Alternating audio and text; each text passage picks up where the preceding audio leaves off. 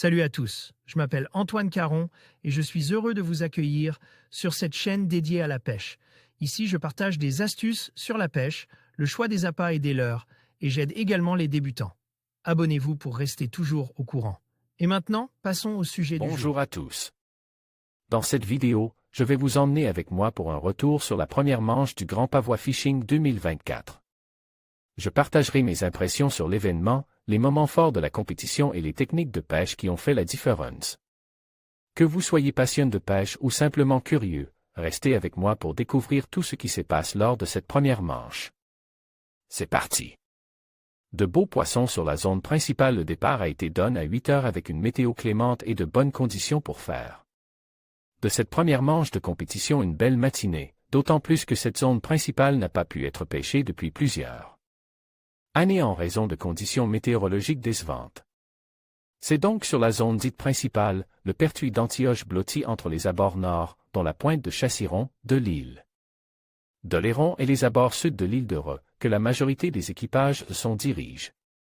Une zone de pêche où les concurrents ont pu pratiquer différentes techniques de pêche avec des pêches à la volée ou à gratter, sur des zones rocheuses, des failles ou des couloirs de courant spécifiques.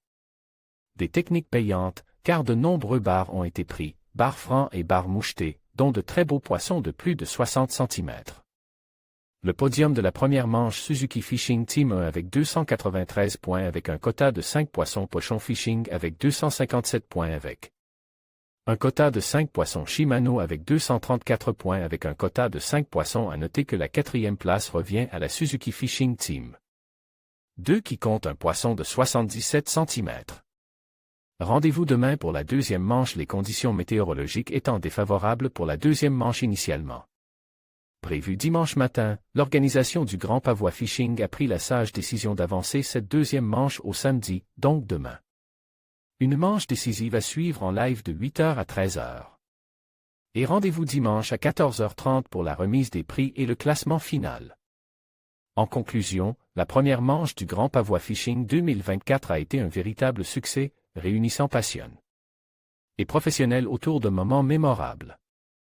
Les compétiteurs ont fait preuve d'une grande maîtrise et d'une stratégie bien rodée, rendant cette édition encore plus captivante. Nous avons hâte de découvrir la suite de cette aventure et de voir comment les participants évolueront lors des prochaines manches.